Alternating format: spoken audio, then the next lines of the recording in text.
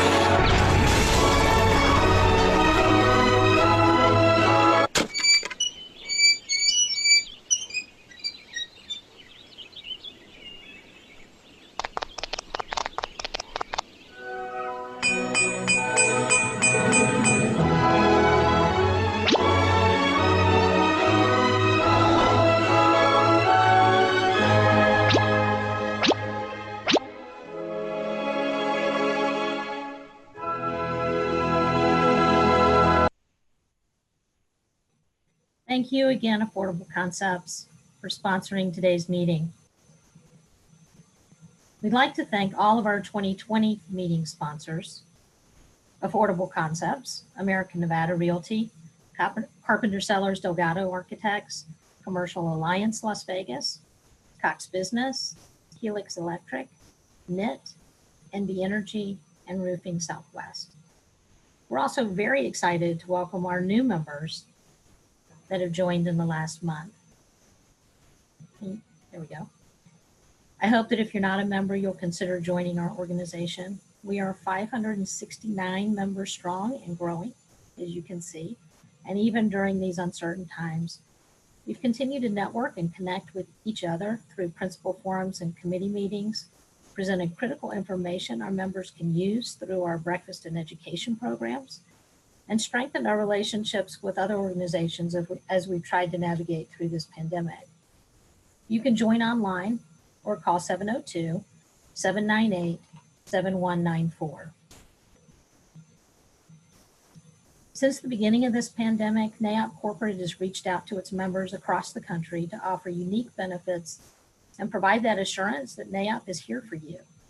In that light, they are extending unlimited free access to NAIOP's complete library of on-demand courses through August 1st. Originally, it was supposed to end June 1st, and I think that they had such a demand for it that they've extended it a couple of months. This is a tremendous benefit. I've taken a course. I loved it. It's really well worth your efforts, and I hope you take advantage of this offer. NAIOP Corporate also continues to hold informative webinars on how COVID-19 is impacting commercial real estate. In fact, if you want to take a deeper dive into the retail industry on a national level, there's a webinar from 11 to noon today entitled Repurposing Retail Centers, Profiles and Adaptation, Repositioning, and Redevelopment. And finally, as a part of being there for you, NAIOP's membership guarantee promises that if you lose your job, your membership will be extended for a full year or until you're reemployed. I'm going to take this time now to turn it over to Jim Slack of the DC Building Group. He's going to do a few committee announcements. So thank you, Jim. Hey, thank you, Julie, and good morning. Just a few committee announcements. Our Community Service Committee has extended the virtual donation drive for Street Teens to the end of May. Just want to make sure we thanked everyone who donated on the Amazon wish list. If you're working from home and you're anything like me, you probably find yourself from time to time scrolling through Facebook. Do yourself a favor, scroll over to the NAIOP members only Facebook group page. It's a great place to get informed and get connected. A quick update on events. We are busy rescheduling and planning our upcoming events. Stay tuned for details as we watch for guidelines to be announced by Governor Sisolak. If you had any questions about NAIOP's National CRE Converge Conference, inquire no longer. It has been set to be held here in Las Vegas this year from October 6th through the 8th at Caesar's Palace. Check out the NAIOP website for more information. And we got great news, an update on the NAIOP golf event. The new date for our annual golf tournament is Thursday, November 19th at Spanish Trails Country Club. We look forward to seeing everyone there. And finally, we'd love for everyone to get engaged on social media today. So please be sure to use the hashtag NAIOPSNV in all your posts. Back to you, Julie. Thanks, Jim. We're honored today to hear from a great panel of retail speakers who bring a wealth of knowledge and experience with them. I'd like to introduce the moderator for this panel, Steve Neiger.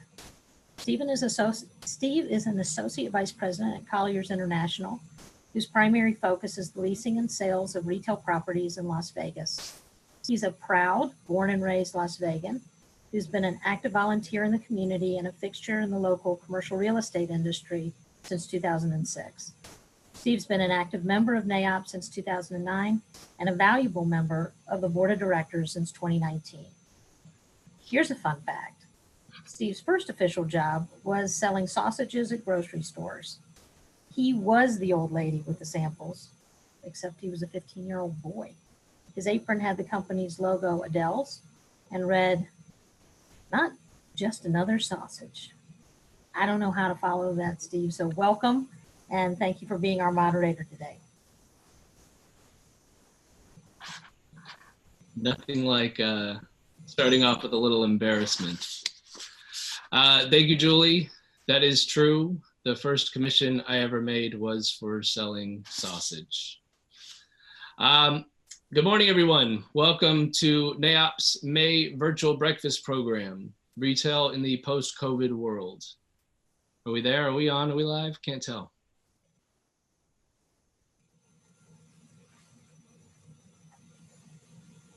Maybe we're having some technical difficulties. Oh, there we go. We're good.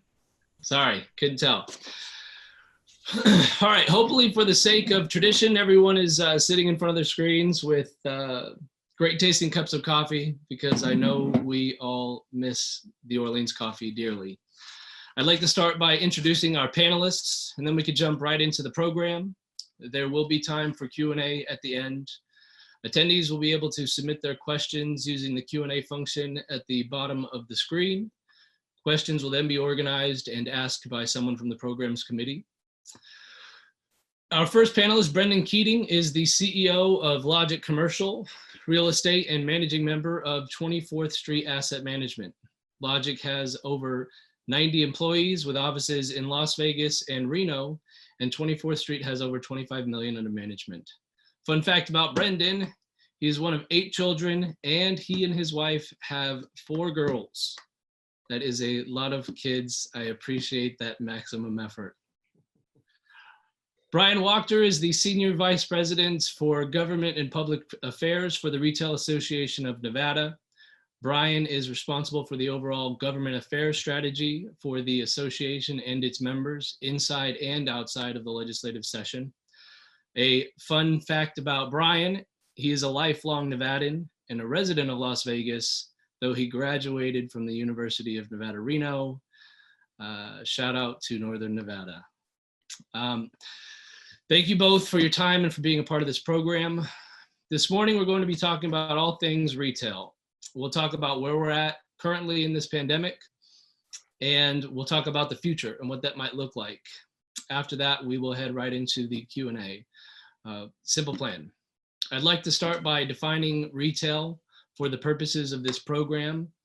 The word retail is vague this morning. That's how we're treating it. Yes, we are talking about traditional brick and mortar retail, but we're also including restaurants, service-based businesses like salons, auto dealerships, businesses in the hospitality and experiential sectors.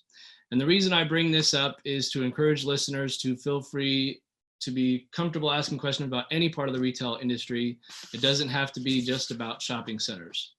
Having said that, let's start off with some snapshots, guys. I'd like to ask the both of you to give us a quick 2-minute rundown on where we sit in this pandemic from your chair. Brendan, obviously, as the CEO of a commercial real estate company, and Bryan as an executive at the Retail Association of Nevada. What have you guys been doing for the last 2 months? What are you seeing out there? Yeah, Bryan, you want to go first? You want me to go first? Oh, why don't you go ahead? Okay. So first off, I just wanted to kind of just talk about the uncertainty of the world, and you know, the whole business in the world and the economy is always uncertain. However, in times like this, everybody then realizes it's uncertain. In times when things are great, people think there's no uncertainty in the world. So with that being said, you know, there's a lot of unknowns out there. There's a lot of new things that have never happened. I mean, some retailers have never planned to have 2 months of zero revenue. When they shock their budgets, they're not running those kind of numbers. But I would say in a general sense, it froze up for a little bit and it feels to be unthawing is kind of my general sentiment. When I look at I think it's important to talk about kind of looking at the macro figures of Las Vegas, particularly, and about half of the Las Vegas GDP is tied directly and indirectly to tourism. And of that, I always look in every cycle, I look at peaks and troughs of previous cycles to kind of figure out, every recession looks different, but just to kind of try to figure out where things were been. And when I look at figures from 2010, which is one of the worst economic cycles in my career, the visitor volume, the passengers deplaned, all the stats that are driving Las Vegas GDP, again, half of our GDP, were not that bad. Last year, we had 43 million people come to Las Vegas. In 2010, we had 37 million. Last year, we had 26 million people deplane that stayed in Vegas. And in 2010, we had 18 million. So when I look at what's in the future, I don't know if we're going to hit 2010 numbers on what drives half of our engine. But again, going back to how I started with the unknown, the federal stimulus feels like it's very much flowing down through the economy, and people are wanting to kind of get moving again. So I'll end it with that for now on kind of a high level basis. Well, then, just to kind of give an idea from the retail association standpoint and as a trade association, what we've been doing is working with all nearly 2,000 of our members to make sure that they have been following all the guidelines from the multiple different task forces, local lead committees, the governor's office, the federal government, making sure that everyone is operating to the extent that they can be and that they have all the resources that they need to do that. We had members that were designated essential, and those members have been open, the entire time. And they've gone through a different set of processes than our members that were open and were classified as non-essential, and how they're beginning to reopen and deal with the realities that we've seen. A large part of what our job at the Retail Association has been is trying to direct the supply chain, both where it's needed, but to make sure that if the supply chain needed to be flexible or needed to move, that government regulations and the community was able to move with it. Something as simple as the hours that a delivery truck can come and deliver food to a grocery store. Some local jurisdictions were limiting those timeframes due to a number of reasons. But because the supply chain was so backed up, we were no longer able to kind of guarantee a window that a truck could go to a grocery store. So what we've had to do is go through and say, we need to relieve that regulation because we can't have trucks backed up waiting for, a 6 o'clock time frame to start. So a lot of what we've been doing is trying to make sure that what level of economic activity there has been, it's been as efficient as possible, and then making sure that we're communicating with government officials and the public on information that they need to be able to be making smart decisions as they go forward. We've been a little bit less concerned with what the economic fallout is going to be, and certainly on how to grow economic activity, but we've been really making sure that our members can stay alive for as long as possible given the current situation. And I'll agree with Brendan. We are, I believe, just starting to see the stimulus package and the PPP program dollars make it to those folks that can actually be spending them to, choose to stay alive or not stay alive. And we expect that pent up demand to be released over the next several weeks. And so then we'll really start looking at what the economy looks like once that pent up demand has entered the market. So before we get to talking about the future, which I think that's, what the goal here is, to talk about the future looks like, I want to spend a little bit of time on the present, starting from a macro perspective and going down to the local economy. You mentioned economic activity. I think we all kind of have our general idea of what has been going on, but I'd like to hear from you guys, the experts, about what types of businesses have been thriving and what types are not doing so well right now during the pandemic. Brendan, I think maybe you can start with that. Okay. Yeah, sure. So the obvious ones are the ones that are open for business. They're having a lot more revenue than the ones that are closed, but I'm just joking. So yeah, grocery stores, are reporting record volumes. The soft goods guys are obviously reporting very bad things. But I think what's interesting about that is because we've only been in this for about 65, 70 days, what everybody's thinking about and going to now may change. And what I mean by that is grocery stores right now are the flavor of the month because they're open, they're doing record volumes, and everybody is excited about that about the asset class.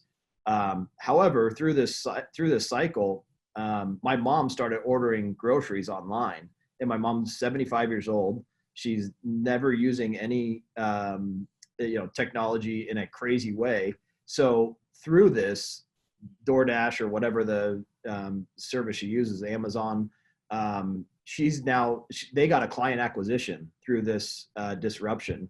So maybe everybody wants to go back to sit down restaurants, which is something that people are worried about today because of the limited capacity and what can they pay in rent, because if they're only 50% occupied. However, I just think, as I kind of said in the beginning, things change so quickly in this environment. Asset classes and what's hot now may not be hot 60 days from now. So that's kind of how I think about it. In terms of asset classes, let's talk about sale transactions and how quickly everything's moving and what the next 12 months look like in terms of the different product types nationally. I mean, are there still groups of capital out there wanting to buy retail, and what kind? And in terms of cap rates, what has happened in the last 60 days and what happens in the next 6 months? Yeah, and in my opinion, it's yet to be seen. We haven't really seen a new transaction post-COVID complete for a whole host of reasons. And I'm talking on the multi-tenant basis. We are still selling a number of single tenant, triple net investments, especially if they have a drive-through component. Again, people are thinking about who's open today and who has revenue through what's hopefully a once in 100-year pandemic. And so single tenant, triple net is very fluid, and it goes across. When I speak to my friends and brokers in our office who handle industrial, it goes to industrial single tenant distribution centers. When you're only underwriting risk on one tenant, it's much easier to identify what you're willing to risk your capital for. When you get into a multi-tenant situation, it's, I think, a much more difficult environment. So you could not have transactions starting today because, seller thinks NOI is 240, but he's only collecting 160 of NOI today, and buyer wants to pay on what he's collecting, not what he was collecting in February. So I think we're kind of in that price discovery stage. 2009 comes to mind on kind of the same feeling of price discovery. I do feel like there is a ton of capital out there. Our phones are ringing very often from people looking for distressed assets. I don't recall that happening last cycle, but we have a much more robust investment sales department than we had last cycle. So, it could just because we're just we have more market share and people are reaching out to us. So.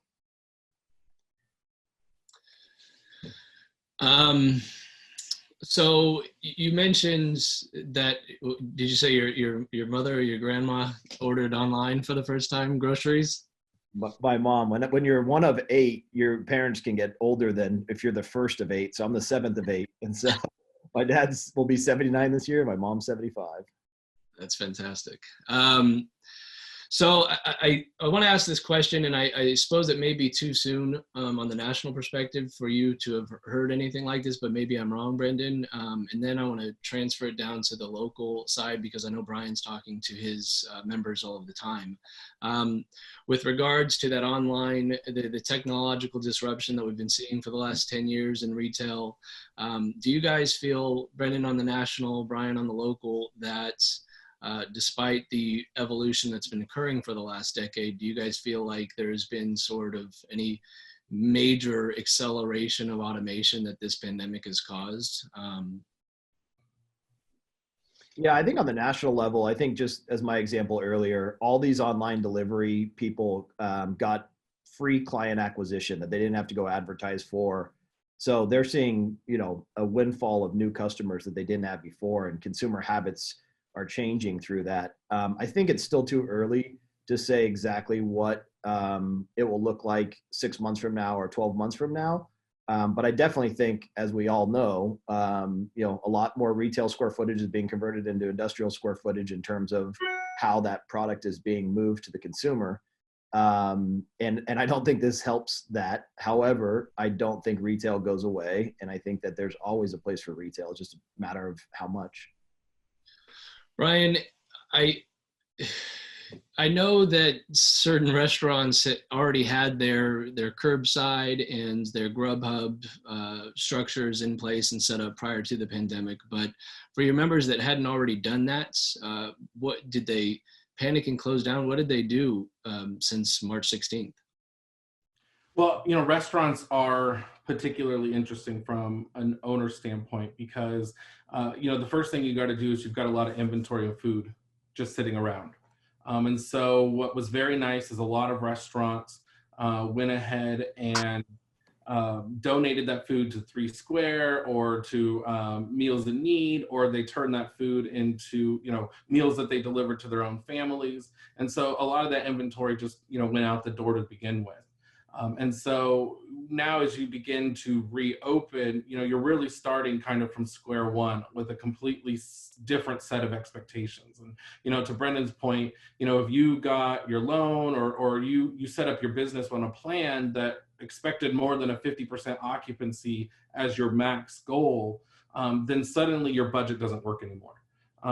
Things like tomatoes can even get more expensive if you were buying in bulk the first time, for 1,000 customers that you were expecting for the week, and suddenly you're buying tomatoes for 500 people. Even the cost of certain products can go up. So your business model has completely changed. And so what we encouraged our members to do at the end of March, beginning of April, was really kind of take a look, do a SWOT analysis of their own companies. What can you do? Is online something that you can look at? Are there resources? And then start planning on opportunities that you might be able to take advantage of.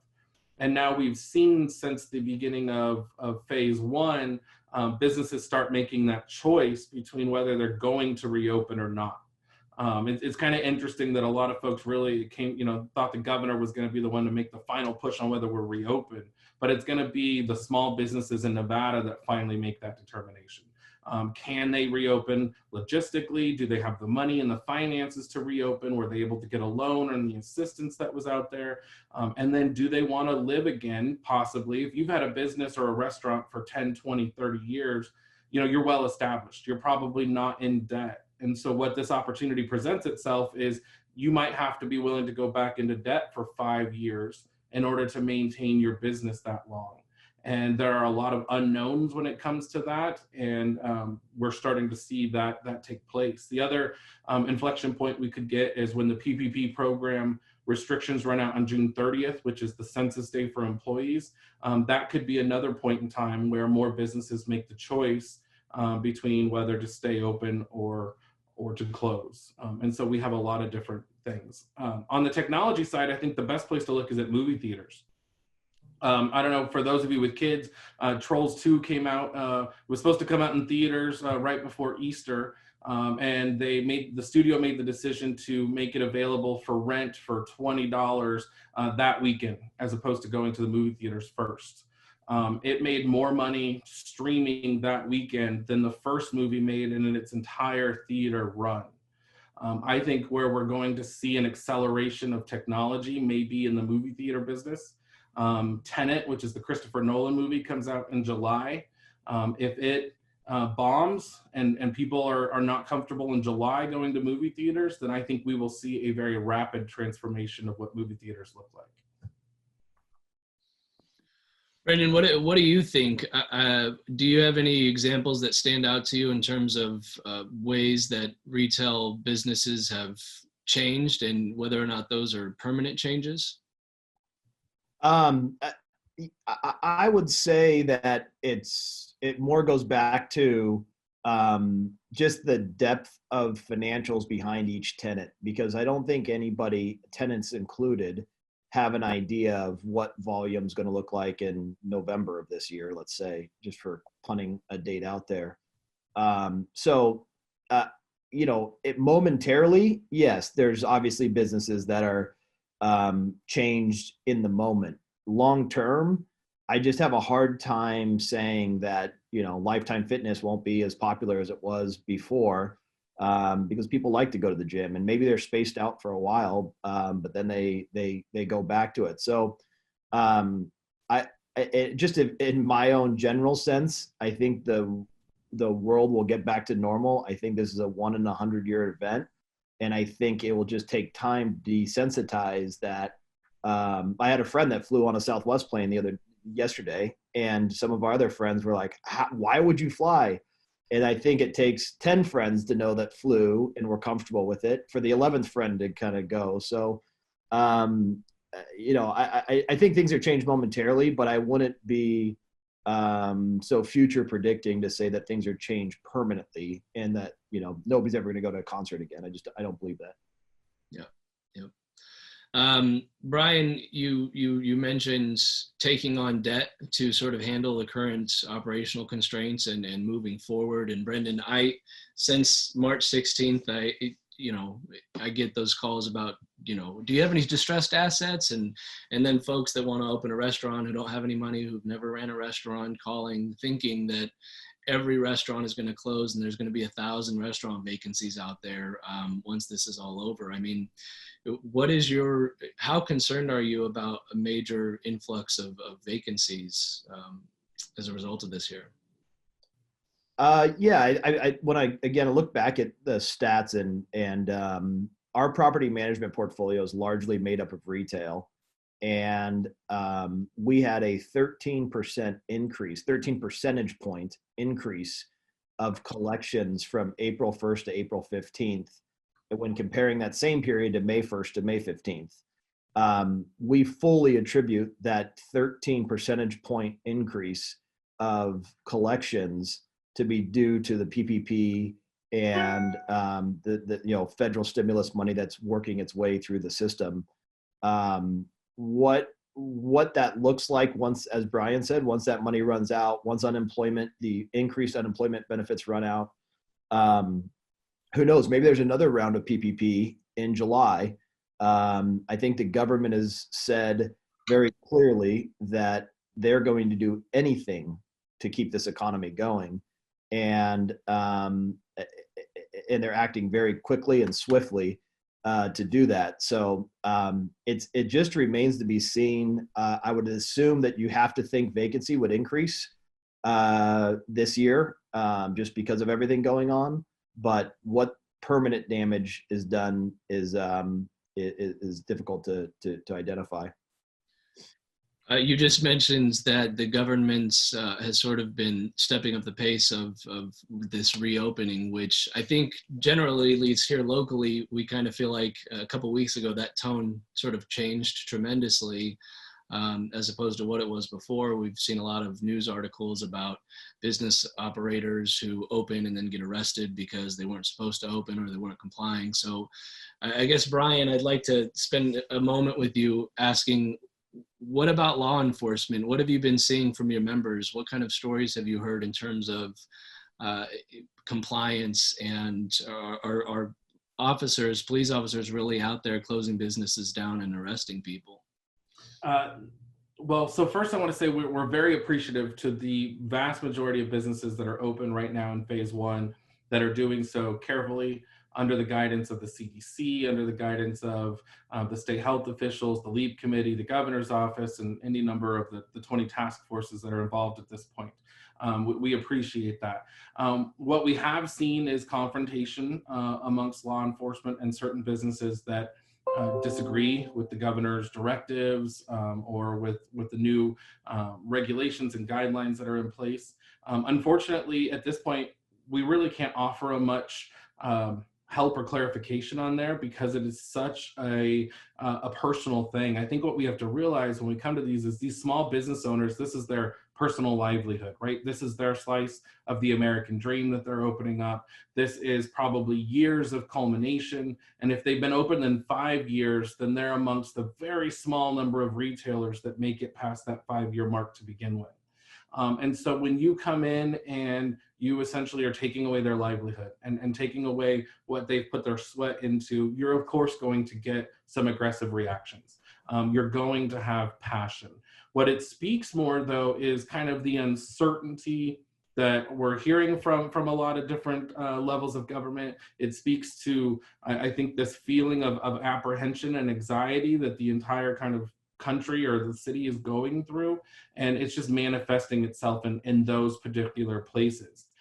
Where I think we do have, and we've had more conflict with law enforcement and local government is sometimes they want employees and associates and business owners to be the one enforcing some of these guidelines, like masks.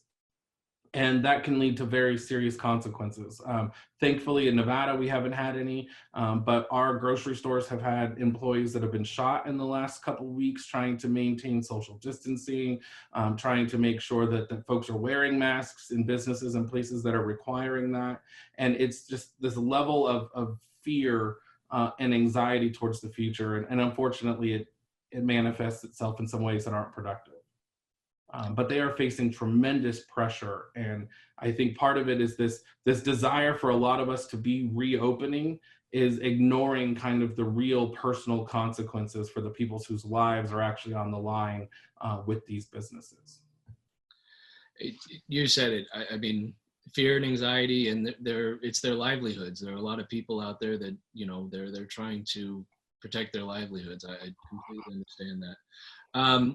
To that end, I guess I'm curious, we're hearing these stories all over the country, but Las Vegas, specifically Southern Nevada, we're in a unique position because our retail, I don't know, this is a good time for this question, and maybe for both of you, maybe just for Brendan, but has the closure of the Strip, and thank God they're starting to talk about openings next month, but has the closure of the Strip affected our retail more than retail across the country, for example? I would just say 100%. I mean, when you have, I think about our engine as a V8 engine, and if 50% of our engine runs on tourism, we're now running at a V4 engine. And there's no way that doesn't trickle down to the local shopping center when the guy from MGM just got laid off. And now he's not going to go to Butcher Block anymore. He's going to go somewhere else. So I just think it has to what depth, you know, you don't know. Because of this federal stimulus, I think I would be much more negative without it. It seems to be very much propping up the public markets and private markets and really making value investors angry. Howard Marks, one of the top debt investors and real estate investors in the United States, made a comment that I thought was interesting. He said, capitalism without bankruptcy is like Catholicism without hell. Like at some point, these value investors who are thinking they're going to scoop up deals at very cheap are frustrated because they're not getting the valuation because of the large federal stimulus.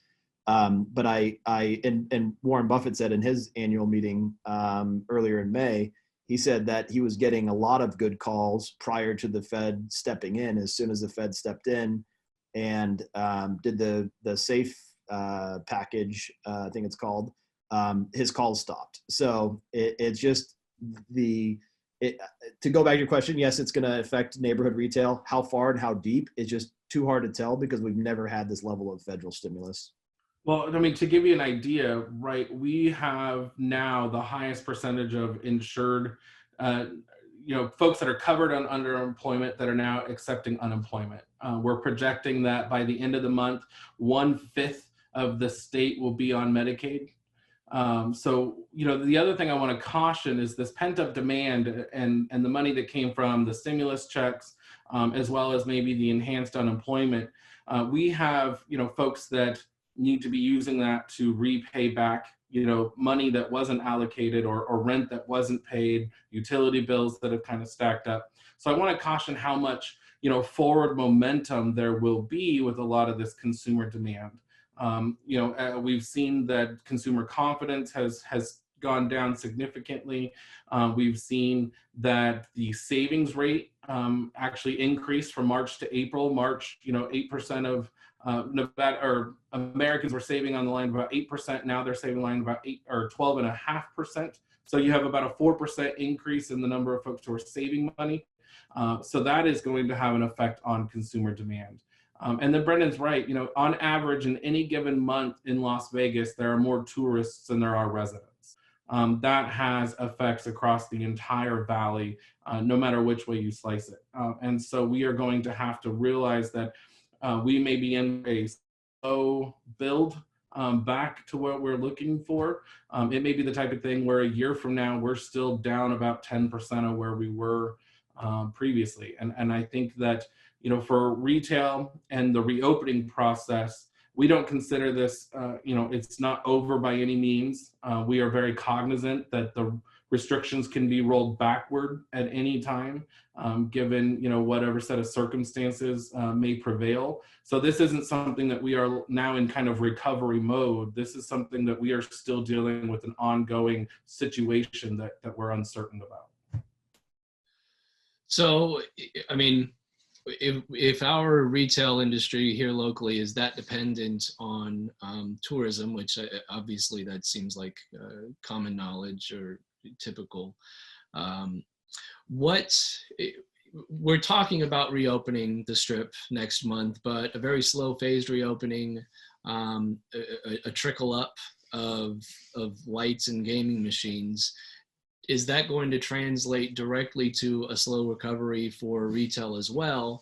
And also, I mean, let's talk briefly, let's get to the future now in terms of these mass gathering places. Obviously, conventions are big for us, gaming is big for us, and now we've got live sports that we're supposed to have 60,000 people in an arena. How does that look for us for the next 6 months? Is it slow? And I mean, what do you guys think the long-term changes are going to be, if any? Yeah, Brian, you want to go? Or you want me to jump in? Well, I think you can already take a look at where per capita visitor spending was taking place pre, March 1 of this year, and you saw a bigger increase in retail, service, and you've seen a smaller portion of that go towards gaming, I think, consecutively over several years. And so I think that's why there's an outsized possibility that retail plays even a larger role in the gaming recoveries, because in 2009, that wasn't necessarily as much of the case. All we can do is take a look at examples that we have. If you take a look at Macau, 8 weeks after they opened, they were still down significantly. 2019, Macau on average, 750,000 visitors a week. 8 weeks after Macau reopened, that was down to 50,000 visitors a week.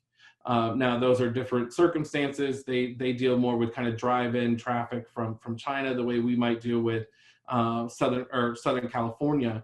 But you then also have to take a look that the type of travelers that we're going to have and the type of tourists that we're going to have in Las Vegas are going to change for a while. International travel might take a lot longer to come back. So you might be less reliant on whales or larger purchases. And so you're going to be looking more in that drive-in local traffic. And they have different price points. We may not be looking at being able to charge $800 a night for some of these hotel rooms. And so even when we get back to, let's say, 90% occupancy, is that occupancy rate the same as it was previously? And so all these things are going to play a role in what types of customers are coming to Vegas for the foreseeable future and how Vegas responds to those customers. Brandon, do you want to add anything to that? Yeah, no, I think when I envision what the next 12 months in Las Vegas look like, 60% of our tourists last year came by plane. So you think that obviously number drops down. I'm very thankful that we live next to the 5th largest economy in the world, in California, because I think that is going to be our driver coming out of this. As Brian mentioned, 20% of our visitors are international. 16% are convention business, and of that 16%, they spend a disproportionate amount of more than your typical visitors. So I do, though, I love looking at data and hearing different data points, and what I'm hearing from across the nation is there is a pent-up demand. People have more money in their pockets from unemployment and PPP and et cetera than they would have in a normal recession. And I mean, I'm just hearing some interesting numbers. One, for example, Vintner Grill opened up their reservations within 2 hours. Their whole last weekend was booked. Now there's less tables because this distancing, but they had inside and outside open. We have through a sister company of ours, it's a residential resort management business in Florida, and they're reporting record number of bookings in June and July. So I do feel like again, going back to a Buffett comment, you never bet against America, and you never bet against the human, in wanting to get back to normal. So I think it will turn on slow, but I think it comes back. So I guess I'm hearing from the both of you that the next 6 to 12 months are going to be very sporadic, and it's really going to depend on the business type and the sector, and some of it's going to be a mess. Some of it. Well, I'll just say this, Steve, real quick though, is if there's a necessary need to have to roll back these phases, if we get to a point where we end up needing to, we go to phase 2 and we're back to phase 1, or God forbid we have to leave phase 1, then all bets are off the table, because that is going to be catastrophic, an extinction level event for multiple reasons. So what we're trying to do is caution everybody that, stay safe to stay open, that it is paramount that we want to get there, and that we need to do it in a safe way. I love that there's pent up demand, but if we are not doing this correctly, then that demand is going to be short-lived. So in terms of, obviously we're covering the next 6 to 12 months. What about after that? I know that we've all gotten quickly accustomed to figuring out how to buy a mask and wear a mask in public. In terms of consumer behavior and also retail and restaurant behavior, because I know we're at 8:48 and we want to leave a little bit of time for Q&A. In terms of consumer behavior, retail and restaurant behavior, long-term, past the 6 to 12 months, once COVID, so to speak, is behind us, does anything change operationally on the business side or behavior on the consumer side? Does anything change long-term, or did we just get better at stocking up masks in our pantry? And this question is really for both of you guys. Yeah, well, I'd say we do have consumer behavior that changes for the long term. And I think it's behavior that we were seeing already accelerating. But I think one of the areas, even simplistically, the supply chain, we are going to have to make adjustments to. It's kind of a double-edged sword. We have been so efficient, and we could use toilet paper as kind of the example of this, but the toilet paper supply chain is so efficient that it's as needed inventory. It does not make a lot of financial sense to keep pallets of toilet paper in the back of your store. And so the supply chain was efficiently built that it doesn't do that. So what we've seen is any spike in demand on something that essentially, the algorithm is perfect, the supply chain is perfect, and we see a sudden increase, our demand can't meet that because of how efficient the supply chain has gotten. So we are going to have to take a look at the supply chain and how we store products. Do we need to be this reliant on as needed inventory? And that could play a role in how buildings and infrastructure is going to have to be built in the long term. Do we attempt to onshore some of these things? The president's looking at onshoring medical supplies, vaccine supplies, things that the supply chain was unable to respond to because it's located in China. And so I think we see long-term problems that arose and concerns that have come up, and how do we address them going forward? And I think consumer behavior is only going to kind of accelerate the changes that we were already seeing. And I would refer you to our February show. Yep, I concur. I heard the stat the other day that I think 800,000 people in the United States are on blood pressure medication, and 100% of that is made in China, and 90% of our pharmaceuticals are made in China. So I do think you will have some, and it was smart to trade before, but I do think there's going to be some protections that people will pay higher price for goods because to not have the supply chain disruption that could happen. So we may end up more secure if, heaven forbid, there's another pandemic out there. We always close the barn door after the horse is out, right? All right, we are at 8:51. I'm going to cover the poll results. It looks like there's quite a few questions. I'd like to get to the viewers' questions. Everybody should have taken the 3 questions, the online poll that we did prior to. We had over 200 people respond to that.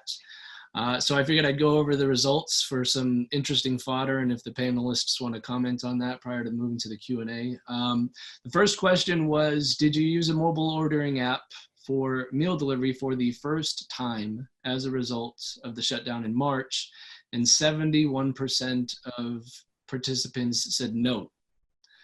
The next question, when will you go to a dine-in restaurant? 43% said they've already been, 36% said when phase 2 starts, and 21% said not in the near future.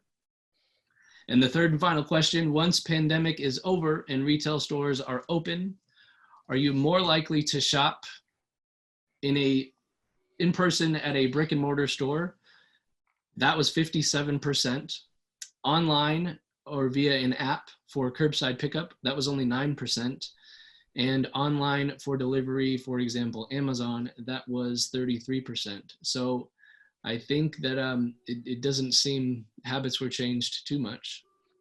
That apocalypse just isn't there. Everyone keeps wanting to assume that retail's going down, but we crawl back. Won't die. We won't die. Brendan, unless you have anything else to add, I think it's a good time to hand it off to Mariana for Q&A. Looks like there's quite a few questions. Mariana, are you going to take that and just start fielding the questions? Good morning. Yes, we have quite a few questions that came in. Can I get the thumbs up that you guys can hear me okay? Excellent. This first question is for Brendan Keating. How much retail are you seeing being converted to industrial for consumer distribution at this time? Are you seeing any of that? I was thinking about that as I was saying that, and I saw the question come through. There are talks of retail boxes being converted into industrial in other areas. I haven't seen it that I can think about right now in Las Vegas. I was more meaning retail square footage is the way that goods are being distributed to the customer is going towards, obviously, industrial square footage. I did Google that a while ago to try to find a stat to see if we have X amount of retail square footage in the US, what does kind of somebody extrapolate the data and say that means that retail goes down to Y and distribution centers go up to X? Like, is it for every square foot of retail, there needs to be 3 square feet of industrial or vice versa. But I couldn't find anything on that. So I'm not sure, but if the question was more around actual taking a box and converting it to a industrial from retail, I think that will happen, but I think it's just based on basis and making sure the box is functional enough. If it doesn't have high ceilings, it's not very good for stacking. So if the basis is cheap enough, though, it could happen. I think the Walmart up by Nellis, somebody looked at doing that by Nellis Air Force Base, but I don't think that ended up being the end result there. Great, thank you. Bryan, this next question is for you. Have you seen the local municipalities being proactive regarding easing permitting or licensing regulations and other restrictions to help allow retail businesses to come out of the shutdown more quickly and move forward thriving post-pandemic? And with that, do you feel there's anything that they're allowing or easing on, such as outdoor dining, easing certain distance restrictions? How are you seeing the agencies and municipalities input in all this? Well, it's been, at the beginning, it was very chaotic in terms of kind of who was on first. There was a massive EOC committee, and you never really knew who was on this 100-person group, and then that's kind of morphed into something else. And so what we've got is kind of a patchwork when it comes to these particular regulations in terms of, say, increasing dining space on outdoor property, whether it comes to alcohol, curbside delivery. We've seen things that they have allowed to come into place very quickly because it was in their interest to encourage the economic activity. Things that have been temporary, like alcohol delivery, that we would prefer that they make permanent. This is something that we're hoping to be able to talk to the county commission and the cities down here especially. We are asking our small businesses to invest in this kind of technology and the infrastructure to make that possible so that the economic activity can be maximized. And we want to make sure that that investment can pay off over the future. I think, Brendan might say the same thing when it comes to drive-throughs and whatnot, as if that's the trend and we're going to have to be forced to make that investment. We want to make sure that that investment is something we're thinking over a long time. And so we need to make sure that we're putting those tools in place.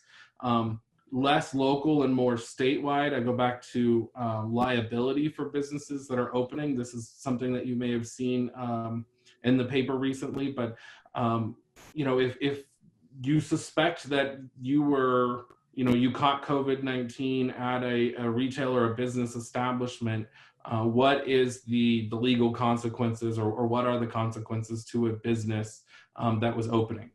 Were they opening and following all of the numerous guidelines that the 5 different kind of jurisdictions have put out? Were they meeting those standards, and does that liability then still apply if those standards have been met? So there are a lot of uncertainty around regulations, both the business licensing side, what's allowed, and then kind of legally what we might need from the state legislature. And I would say it's been about mixed bag on the kind of support that we're seeing. Great, thank you. Brendan, what's your take on what vacancy and absorption rates will look like in the next 12 months? Yeah, I think it's safe to assume that vacancy is going to increase over the next 12 months, given, it's a once in 100-year, hopefully, pandemic. Absorption is going to be interesting. I would think it would be slower, but again, as I mentioned, we've never had a level of federal stimulus like this before. So what that does and what confidence it gives business owners to open and venture out remains to be seen. But I would, to summarize, vacancy, I believe, would be going up in the next 12 months, and absorption will be slower than it was in 2019. But I can't identify that yet because everybody's frozen and unthawing right now. This next question it kind of ties to a couple of questions we have here. For both of you, your general thoughts on how taverns with gaming might be reconfigured in light of coronavirus and the shutdown, and how will this be costly, and who's going to pay for it? And this particular question asked to address Golden Gaming and mom and pop specifically.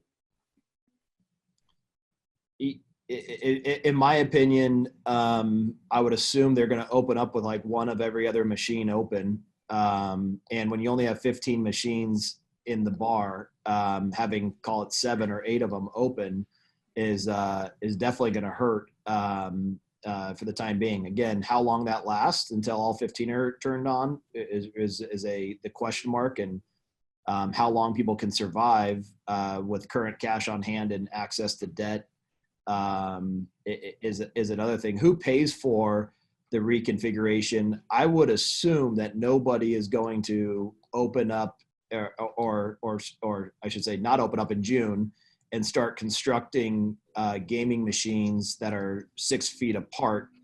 I would assume they open up with a lighter amount of machines turned on, and then in the future, if they think that's permanent, then they will space the machines apart. But who pays for it? I think it's really a mixed bag. Potentially the operator. There's 2 sides of that too, though. You have the gaming route operator as well, and a lot of these gaming route operators will pay taverns to go into business because they collect the revenue stream off of the machines, and they'll sometimes install their whole bar and such to incentivize more taverns to open. And so there may be a contribution there, and taverns may come back to landlords and say, hey, I've got to invest $500,000 and I need rent relief, or I need TIs to keep in business. So, and again, as it goes from Golden to mom and pops, I just think it's all about liquidity and, how revenue turns back on to see everybody's survival rates. Yeah, and I wouldn't add anything to that except to say that anything with a gaming component is going to be under the jurisdiction of the gaming board and not under the jurisdiction of the rules that the rest of us are operating under. And so you'll see phases. The other thing I'd caution is, each of these phases comes with a cap on the number of people that you can have inside a store, restaurant, or anything at any given time. So, I would be really interested to see the need to kind of quote unquote expand a bar and to permanently space the machines apart when you're not supposed to be having that many kind of people in the bar to begin with. Hopefully this is a kind of a midterm problem. You know, we get a vaccine in the next 12 to 18 months. You know, we produce 16 billion doses of it and we give everybody on earth 2 of them. And then we don't have this problem. So I think there are a lot of things to consider, but the guidelines really kind of go hand in hand. You don't have to figure out how to social distance 100 people in a restaurant because you're never going to have 100 people in a restaurant. Great, thank you. Brandon, what's your position on national tenants who have not fully closed during the pandemic, who are seeking relief? Should local landlords remain strong-armed and not give in? Yeah, so I sit in the middle of that because we represent national tenants and we represent national property owners. I would just say that in general, a landlord is working with who they need to work with. I believe about 1/3 of our property management portfolio is having lease amendments done to give some relief. However, a landlord is smart and they're asking for something for relief. So if a big national tenant who's always been a very big stickler on co-tenancy comes in and wants to not pay rent for a few months, then the landlord is saying, okay, well, I want the co-tenancy clauses removed from your lease and we'll do it. Or you have an option term coming up next year. I want you to extend early. I want to blend the rent I'm forgiving or I'm deferring across the remaining term of your lease. So I haven't really seen a ton of landlords that are just completely saying, oh yeah, for sure, you know, you don't have to pay me. But I have seen a lot of reasonable minds work through this because again, it wasn't anybody's fault running a business that caused this. But there's always a negotiation there. It's not just a one-sided deal. So I'll end it. Well done. Great.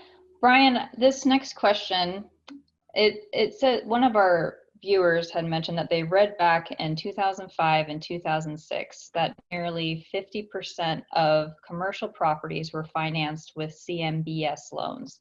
Today, that number is more like 15%.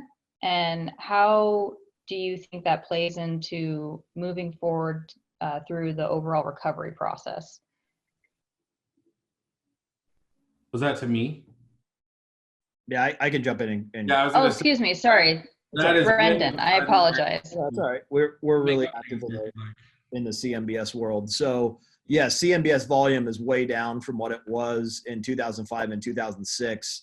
You know, just by the structure of CMBS for everybody on the call, some people understand it great and other people hear the word but don't really are comprehending how it kind of comes together.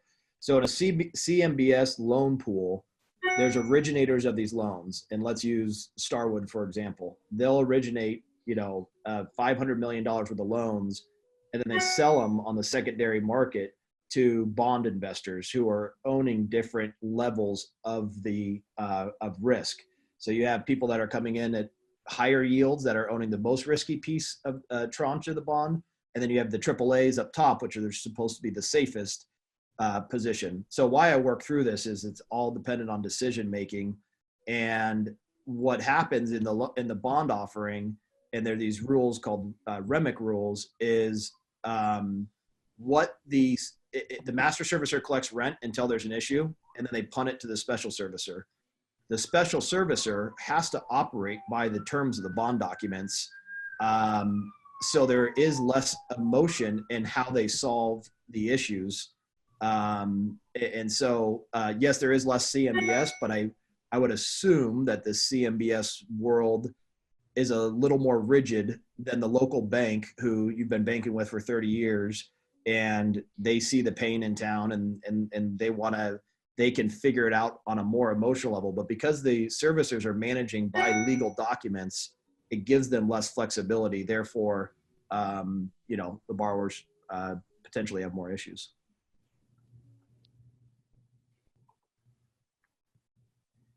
Great, thank you. This next question, investors are calling already for distressed deals. Are they going to see these down the line? Yeah, I would just say, who knows? April 1st, I would have said yes. Where we sit today, there's an article that came out in the Wall Street Journal and at the middle of April that I think there's $300 billion of distressed funds being raised right now. So when there's that much supply of capital and the government's putting more capital into the market, distressed pricing, it may have a different connotation than it did in 2010. So when I think about how pricing will happen on price discovery, everybody's just trying to value the reliability of cash flow, whether you're buying a public security or buying a shopping center. And if an investor feels like it is a good risk for his capital to invest, that's kind of, and the seller can afford to take that number, that's where we start to see transactions and data come through like that. Great, thank you. We had a question come in that asked, do you guys think there will be a repricing of retail properties, and will cap rates increase? I would assume in the short term, yes, just because there's just more risk. Again, the way a cap rate is determined is just based upon an investor's acceptability of risk of the cash flow. So if an investor thinks the cash flow is more risky than it was prior, you would assume that they will price that into the market. And some sellers have low leverage and can just say, tough, I'll just operate. And other sellers may not be the ones making the decisions anymore if lenders step in. But I would assume you do see a rise in multi-tenant retail. And as far as the vacancies go, I would say I think we're already seeing that. The bigger question is, did COVID really, a lot of these businesses that are finally throwing in the towel and putting the vacancy back to the landlord and it's going back to the market, I think the real question is, how many of those guys were already hanging on by a thread in the first place, and how much of this is a natural working of the marketplace versus how much of it was directly COVID related, and that's what I don't think we'll know. Well, I think that is largely dependent though on national versus the small guys, the mom and pop, because you take a look at the big ones, and we all know what retail bankruptcies were announced this week, and so you can go back and say, oh, that was a capital structure. JCPenney was having problems, but what you can account for is the Rodworks home furnishing store off of Cheyenne Avenue that just decided that they were done yesterday, and called to tell me that they were canceling their membership. What it doesn't account for is the 14 calls I got last week that said, we're done, we're not doing this, we're canceling our membership. And so, more fantastic news, no offense to hear that prices are increasing for retail owners, because there are going to be fewer of them going forward. And so there are, again, lots of pressures on the industry, this being one of them, but our guys are making decisions that they would not have made in February.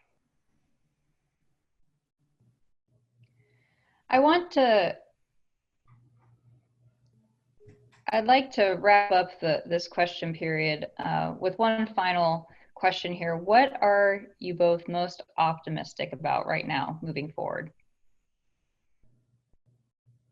Bryan, you want to go first? I gotta think. Sure, why not? Well, I'm optimistic. Anytime you have destruction, and I guess from Brendan's point, about the need for a bankruptcy versus capitalism, but anytime you have economic destruction, you have a lot of opportunity to grow, and you have a way that forces the American spirit to do something differently, more efficient, and in kind of a better way. And we have at our disposal now, because of the fifth industrial revolution and AI and what we're doing with technology and the Internet of Things, we have the chance to kind of develop new and grow stronger than we were before. And I think it's very exciting to me to see the firms that have that flexibility and the firms that will be able to enter the market that we can't even contemplate now because of where we're at. And so I'm optimistic that retail is going to grow, it's going to continue to redefine itself, and it's going to look different. And so I'm really looking forward to that. We are very cautious, and our heart goes out to everyone who's suffering during the current COVID-19 crisis. And so that's something that is weighing very heavily on our minds going forward. But there's a chance and a ray of light, I think, at the end of the tunnel to really see what's next. Yeah, as far as optimism in my view, agree with everything Bryan said. I mean, I just always believe in the American spirit. We live in a great nation, and it's great to see people rally. And as far as like in sectors or anything, I think it's kind of too hard to tell. I'm optimistic about kind of how we sit in the marketplace. If things get very distressed, we are in a great position. And if things just go back to normal, we're in a good position. So I'm optimistic about just selfishly speaking about our, positioning and kind of how we think about things. But again, going back to how I opened with the uncertainty, the world is a very uncertain place. So what opportunity, when I see distress like this and I see things like this, I'm just trying to find the opportunity. And there is opportunities in every market cycle. So I guess I'm just optimistic about thinking through what those opportunities are, but they change daily. So maybe we'll do one next year, and we can talk in a Monday morning quarterback sense. Brendan, you have always been one of the best optimists I know, so I appreciate your sentiment. I agree with you. I think the best thing we have going for us, as long as people want to be here, as long as people believe in this country and this town and want to move here.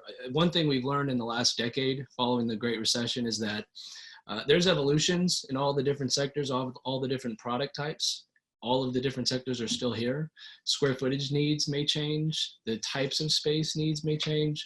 But so long as we're experiencing population growth, there's always going to be the pain and the growing pains, if you will. But so long as we continue to be a place where people come and the population continues to grow, I think we make up for that in the long term. And that's what I'm optimistic about, as long as people want to keep coming here.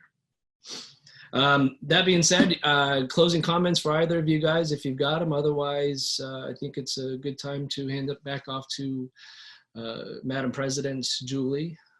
You guys all good? All good. Thank you, everybody, for listening. Thank you for the opportunity. I appreciate it. Thank you both for being here, and thank you to all the attendees for tuning in, and also our sponsor, Affordable Concepts. Julie, you ready to take it back? Sure am. Thank you, Brendan, Bryan, and Steve.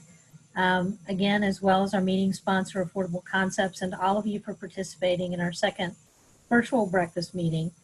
If you haven't taken the survey, please take a moment to do that after today's program.